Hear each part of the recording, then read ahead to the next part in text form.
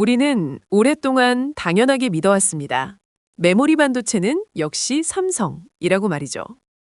하지만 지금 엔비디아의 문 앞에는 삼성 대신 하이닉스가 줄을 서 있습니다. 삼성의 HBM은 테스트 중이라는 소식만 들릴 때 하이닉스는 이미 솔드아웃을 선언했습니다. 불과 5년 전만 해도 그 누구도 상상하지 못했던 거대한 반전입니다. 무적이었던 삼성전자는 대체 어디서부터 길을 잃기 시작한 걸까요? 2024년 3월 전 세계의 시선이 집중된 엔비디아의 GTC 행사장입니다. 검은 가죽 자켓을 입은 AI의 제왕 젠슨 헝이 한 반도체 앞에 멈춰 섰습니다. 그리고 그가 매직을 들어 휘갈겨 쓴 세 글자, 젠슨 어프루브드. 이 서명이 향한 곳은 삼성이 아니었습니다. 바로 SK 하이닉스의 HBM이었죠. 지난 30년간 메모리 1위를 놓치지 않았던 삼성전자에게는 뼈아픈 장면이었습니다. 왜 엔비디아는 삼성이라는 거인을 두고 하이닉스에게만 러브콜을 보낼까요?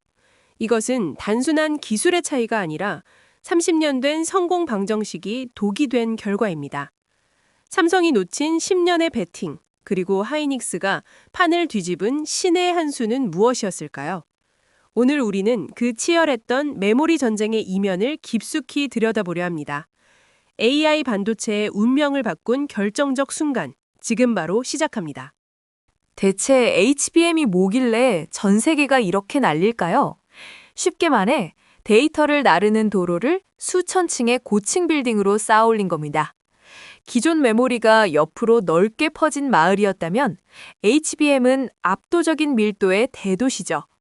데이터가 오가는 통로가 넓어지니 AI 연산에 필요한 엄청난 정보를 순식간에 처리합니다.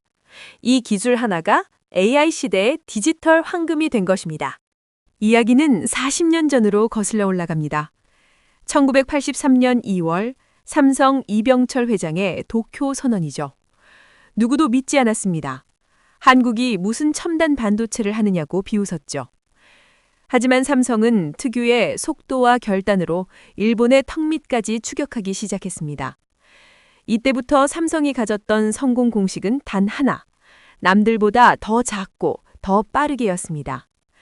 그리고 이 성공 공식은 지난 30년간 불패의 신화로 작용했습니다. 그 곁에는 경쟁자이자 숙명의 라이벌인 현대전자가 있었습니다. 두 회사는 벼랑 끝 치킨 게임을 벌였습니다. 상대가 망할 때까지 가격을 후려치는 전쟁이었죠. 삼성은 압도적인 자본력으로 버텨냈고 현대전자는 수차례 파산 위기를 겪었습니다. 이 과정에서 삼성은 메모리 이꼴 삼성이라는 절대적인 지배력을 확보하게 됩니다. 하지만 이 압도적인 승리가 훗날 자신들의 발목을 잡을 줄은 몰랐습니다. 삼성의 전략은 명확했습니다. 미세 공정, 칩을 더 작게 깎아서 더 많이 파는 것이었죠. 모바일 폰이 쏟아져 나오던 시대에 이 전략은 완벽하게 맞아떨어졌습니다. 효율성과 수율을 극대화하는 삼성의 방식은 누구도 범접할 수 없는 경쟁력이었습니다. 반면 하이닉스는 생존을 고민해야 했습니다. 삼성과 같은 방식으로는 이길 수 없었으니까요. 결국 하이닉스는 삼성이 보지 않던 다른 길을 탐색하기 시작했습니다. 그런데 2010년대 중반 반도체 업계에 거대한 재앙이 예고됩니다. 바로 메모리 벽이라 불리는 벽목 현상이었습니다. CPU와 GPU의 연산 속도는 빛의 속도로 빨라지고 있었지만 데이터가 오가는 메모리의 통로는 여전히 왕복 2차선 수준에 머물러 있었죠. 아무리 똑똑한 두뇌가 있어도 정보가 도달하지 못하면 무용지물이었습니다. 페라리 엔진을 달았는데 바퀴가 경운기 바퀴라면 어떨까요? AI 가속기가 딱 그런 상황이었습니다. 데이터가 밀려 들어오는데 메모리가 못 버틴 겁니다. 이 문제를 해결할 유일한 방법은 도로를 위로 쌓아 올리는 것이었습니다. 하지만 이건 기존의 미세 공정과는 완전히 다른 차원의 문제였습니다. 열 발생 문제와 공정 난이도가 기하급수적으로 올라가기 때문이었죠. 여기서 두 회사의 운명이 갈립니다. 2013년 하이닉스는 도박을 겁니다. 아무도 찾지 않던 AMD와 손을 잡고 세계 최초의 HBM을 만들어낸 것이죠. 반면 삼성은 여전히 차분했습니다. 돈도 안 되는 기술에 투자할 필요 없다고 봤죠. 삼성은 당시 폭발하던 모바일 시장과 일반 서머 시장의 효율성에만 집중했습니다. 하지만 그들이 비효율적이라 버린 그 기술이 훗날 AI 제국의 심장이 될 줄은 몰랐습니다. 시간을 거슬러 1983년 2월 일본 도쿄의 한 호텔입니다. 삼성 이병철 회장은 세상을 뒤흔들 폭탄 선언을 던집니다. 자원도 없는 한국이 살 길은 오직 고부가가치 첨단 반도체뿐이다. 이것이 바로 삼성을 세계 1위로 만든 전설적인 도쿄 선언의 순간이었죠. 그렇게 삼성은 아무도 가보지 않은 메모리 반도체의 길로 뛰어듭니다. 이후 30년 동안 삼성전자와 당시 현대전자, 지금의 하이닉스는 말 그대로 피 튀기는 치킨 게임을 벌였습니다. 상대보다 단 1원이라도 싸게 하나라도 더 많이 만드는 전쟁이었죠. 살아남는 자가 시장을 독식하는 잔인하고도 거대한 도박이었습니다. 삼성은 이 전쟁에서 압도적인 자금력으로 승기를 잡아갔습니다. 삼성의 필승 전략은 명확했습니다. 바로 더 작게, 더 많이입니다. 웨이퍼 한 장에서 최대한 많은 칩을 뽑아내는 미세 공정 기술이죠. 이것은 제조 단가를 낮추는 가장 강력한 무기가 되었습니다. 경쟁사들이 적자에 허덕일 때도 삼성은 이 효율성으로 돈을 쓸어 담았죠. 이것이 우리가 아는 무적 삼성의 성공 방정식이었습니다. 2010년대 스마트폰 혁명이 터지자 삼성의 독주는 절정에 달합니다. 전 세계 모든 스마트폰에는 삼성의 메모리가 들어가야만 했죠. 가볍고 전력을 적게 쓰면서도 충분히 빠른 모바일 D램입니다. 삼성은 이 시장의 90%를 장악하며 그야말로 황제의 자리에 오릅니다. 하지만 이때 보이지 않는 곳에서 재앙이 싹트고 있었습니다. 반도체 업계에는 오랫동안 풀지 못한 거대한 숙제가 하나 있었습니다. 바로 메모리 벽이라 불리는 병목 현상입니다. CPU나 GPU의 연산 속도는 비행기처럼 빨라지는데 데이터를 보내주는 메모리의 속도는 자전거 수준에 머물렀던 겁니다. 아무리 똑똑한 두뇌라도 정보를 못 받으면 무용지물이죠. 이걸 고속도로에 비유해 볼까요? 슈퍼카가 아무리 빨라도 톨게이트가 단 한 곳뿐이라면 결국 정체가 생길 수밖에 없습니다. 인공지능 시대가 다가오면서 처리할 데이터는 산더미처럼 불어났고 기존의 방식으로는 이 데이터를 도저히 감당할 수 없게 된 겁니다. 이제 필요한 건 속도가 아니라 대역폭, 즉 도로의 개수였습니다. 이때 만년 2등이었던 하이닉스가 기상천외한 아이디어를 냅니다. 도로를 넓힐 수 없다면 아예 아파트처럼 위로 쌓아보자. 2013년 하이닉스는 AMD와 손잡고 세계 최초의 HBM을 개발합니다. 메모리 칩에 수천 개의 미세한 구멍을 뚫어 데이터 통로를 수직으로 연결한 거죠. 당시에는 너무 비싸고 만들기도 어려워 미친 짓이라는 소리를 들었습니다. 반면 세계 1위 삼성의 생각은 조금 달랐습니다. HBM은 시장성도 낮고 수익성도 없으니 효율적인 모바일에 집중하자. 결국 2019년 삼성은 내부의 HBM 전담 연구팀을 해체해버립니다. 당장의 이익을 쫓느라 미래의 불씨를 꺼버린 셈이죠. 이것이 훗날 30년 아성을 뒤흔들 가장 뼈아픈 실책이 될 줄은 몰랐습니다. 삼성은 철저히 성공 방정식을 따랐고 하이닉스는 생존의 절박함을 따랐습니다. 삼성에게 HBM은 수많은 포트폴리오 중 하나에 불과했지만 하이닉스에게는 판을 뒤집을 수 있는 유일한 단판 승부처였습니다. 한쪽이 관리의 삼성답게 리스크를 줄이는 동안 다른 한쪽은 10년 뒤의 세상에 모든 것을 걸고 있었습니다. 그리고 2022년 말 전 세계를 뒤흔든 사건이 터집니다. 바로 챗 GPT의 등장과 함께 시작된 광기 어린 AI 골드러시입니다. 모든 빅테크 기업들이 미친 듯이 엔비디아의 AI 칩을 찾기 시작했고 그 칩에 반드시 들어가야 할 부품이 바로 하이닉스가 닦아모은 HBM이었습니다. 준비된 자와 멈춰선 자의 운명이 여기서 완전히 뒤바뀌기 시작합니다. 흔히 HBM을 단순히 메모리를 높이 쌓은 것이라고 생각합니다. 하지만 이건 아파트를 올리는 것보다 수만 배는 더 정교한 작업입니다. 칩 사이를 수천 개의 구멍으로 뚫어 데이터가 수직으로 흐르게 만드는데 이를 TSV, 즉 실리콘 관통 전극이라는 첨단 기술로 구현해냅니다. 이 과정에서 발생하는 열을 잡는 것이 기술의 성패를 가르는 핵심이죠. 데이터가 좁은 통로를 한꺼번에 빠르게 통과하면 어떤 일이 벌어질까요? 엄청난 마찰과 저항이 생기면서 반도체는 순식간에 뜨거워집니다. 이 열을 제때 식히지 못하면 칩은 타버리거나 오작동하게 됩니다. 결국 HBM 경쟁은 누가 더 효율적으로 열을 방출하느냐의 싸움이죠.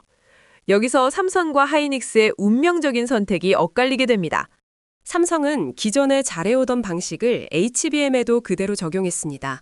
TC-NCF라는 공정인데 칩 사이에 얇은 필름을 끼우는 방식이죠. 열과 압력을 가해 필름을 녹여 칩들을 단단하게 접착시키는 겁니다. 과거 모바일 반도체에서는 이 방식이 가장 안정적인 표준이었습니다. 성공 공식에 익숙했던 삼성에게는 너무나 당연한 선택이었을지 모릅니다. 하지만 하이닉스는 완전히 다른 길을 걷기 시작했습니다. 필름 대신 액체 형태의 보호제를 빈 공간에 채워 넣는 공법을 택했죠. 이른바 MR-UMF 공법으로 마치 틈새에 물을 흘려보내는 방식입니다. 주변에선 수율을 맞추기 힘들 거라며 무모한 도전이라는 비판도 많았습니다. 하지만 하이닉스는 일본 나믹스와 협력해 이 난제를 정면으로 돌파해냅니다. 결과는 모두의 예상을 뒤엎었습니다. 액체 방식이 훨씬 뛰어났던 거죠. 액체가 칩 사이 구석구석을 채워 열이 빠져나갈 통로를 만들어줬습니다. 방열 특성이 30% 이상 개선되자 칩의 안정성은 극적으로 올라갔습니다. 삼성의 필름 방식이 두꺼워지는 사이 하이닉스는 더 얇고 시원한 칩을 완성했죠. 이 작은 기술적 차이가 훗날 수조 원의 향방을 가르게 됩니다. 엔비디아의 수장 젠슨 황은 지독할 정도로 완벽주의자입니다. 성능이 조금이라도 떨어지거나 열 문제가 생기면 가차없이 거절하죠. 그에게 HBM은 단순한 부품이 아니라 AI 제국의 운명을 가를 부품이었습니다. 수만 대의 가속기를 묶어 돌려야 하는 데이터 센터의 발열은 곧 재앙이니까요. 결국 그는 가장 시원하고 수율이 좋은 하이닉스의 손을 먼저 잡았습니다. 여기서 반도체 역사상 가장 강력한 삼각동맹이 결성됩니다. 설계의 엔비디아, 파운드리의 TSMC, 그리고 메모리의 하이닉스입니다. 이들은 기술적 비밀을 공유하며 서로의 칩이 완벽하게 맞물리게 조정했죠. 특히 TSMC의 패키징 기술과 하이닉스의 HBM은 환상의 짝꿍이었습니다. 삼성이라는 거대한 단일 기업에 맞서 연합권이 결성된 셈입니다. 역설적이게도 삼성의 가장 큰 장점이 이번에는 약점이 되고 말았습니다. 설계부터 제조까지 다 하는 삼성은 경쟁자들에겐 경계의 대상이었습니다. TSMC 입장에서 삼성은 메모리 파트너인 동시에 파운드리의 위협적인 경쟁자였죠. 반면 하이닉스는 파운드리를 하지 않기에 TSMC와 완벽한 신뢰관계를 쌓았습니다. 협력보다 독식을 선택했던 과거의 전략이 AI 시대에는 독이 되어 돌아온 겁니다. 사실 삼성에게도 기회는 있었습니다. 하지만 2019년 치명적인 결정을 내리죠. 시장성이 낮다는 이유로 HBM 연구팀을 잠정 해체하고 인력을 재배치한 겁니다. 당시엔 효율적인 경영 판단 같았지만 AI 혁명의 파도를 보지 못한 오판이었습니다. 그 3년의 공백기 동안 하이닉스는 격차를 벌리며 기술력을 갈고 닦았습니다. 기술의 삼성이라는 타이틀이 무색해지는 뼈아픈 순간이었습니다. 결국 지금의 격차는 단순히 운이 좋아서 생긴 결과가 아닙니다. 시장의 변화를 읽는 통찰력과 혁신에 거는 베팅의 차이였죠. 하이닉스는 생존을 위해 도박을 했고 삼성은 수성을 위해 안주했습니다. 하지만 반도체 전쟁의 역사는 늘 위기에서 새로운 반전이 일어납니다. 잠자던 거인 삼성이 드디어 반격의 기지개를 켜기 시작했습니다. 하지만 메모리 제국 삼성은 이대로 무너질 리는 없습니다. 한 번의 실책으로 자존심을 구긴 삼성은 지금 전례 없는 속도로 칼을 갈고 있죠. 과거 1980년대 도쿄 선언 당시처럼 다시 한번 판을 뒤집으려 합니다. 단순한 추격이 아니라 완전히 새로운 무기를 준비 중입니다. 그 첫 번째 무기가 바로 마하1이라 불리는 칩입니다. 마하1은 단순한 메모리가 아닌 AI 추론용 가속기입니다. 기존 GPU의 고질적인 문제였던 메모리 병록 현상을 8분의 1로 줄였죠. 비싼 HBM 없이도 고성능 AI를 구현할 수 있는 혁신적 구조입니다. HBM 시장에서 밀린 것을 판 자체를 바꿔서 극복하겠다는 전략입니다. 이것은 삼성만이 할 수 있는 수직 계열화의 저력이기도 합니다. 진짜 승부는 6세대 HBM인 HBM4부터 시작될 예정입니다. 이제는 기성복 같은 HBM이 아니라 고객 맞춤형 커스텀 HBM이 대세가 됩니다.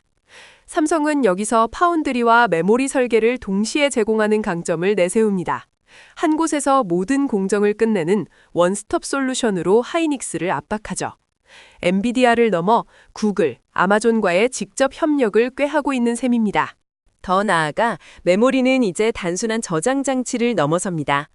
메모리 내부에서 직접 연산을 수행하는 PIM 기술이 그 주인공입니다.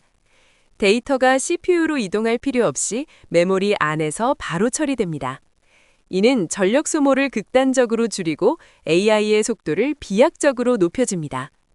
반도체의 역사 자체가 PIM 이전과 이후로 나뉠 것입니다. 우리는 지금 40년간 지속된 무어의 법칙이 끝나는 시대에 삽니다. 더 작게 만드는 미세화 경쟁은 이제 물리적 한계에 부딪혔습니다. 이제는 누가 더 잘 쌓는가와 누가 더 효율적으로 연결하는가의 싸움이죠. 하드웨어의 승리가 아니라 생태계의 승리가 중요한 시대입니다. 삼성과 하이닉스 중 누가 이 변화의 파도를 더 잘 탈 수 있을까요? 삼성전자와 SK 하이닉스. 이들의 30년 전쟁은 이제 2라운드입니다.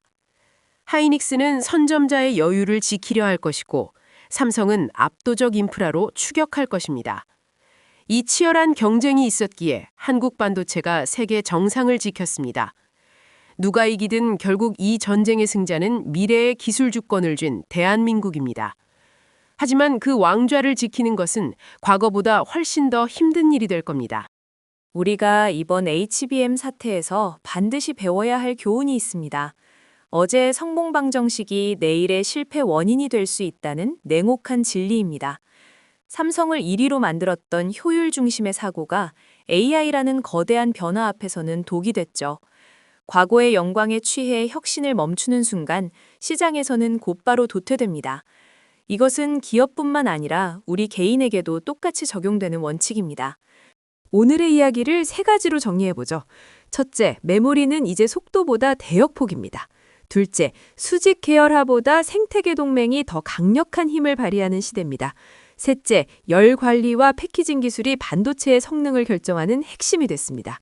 HBM 비중은 내년 매출의 20%를 넘으며 메모리 시장의 주류가 될 것입니다. 우리는 지금 반도체 역사의 가장 큰 변곡점을 지나고 있습니다. 혁신을 멈춘 기업에 미래는 없습니다. 삼성전자의 위기는 곧 기회이기도 하죠. 절대 강자가 없는 이 치열한 전장에서 누가 더 겸손하게 기술에 집착하느냐, 그것이 다음 10년의 승자를 결정하는 유일한 척도가 될 것입니다.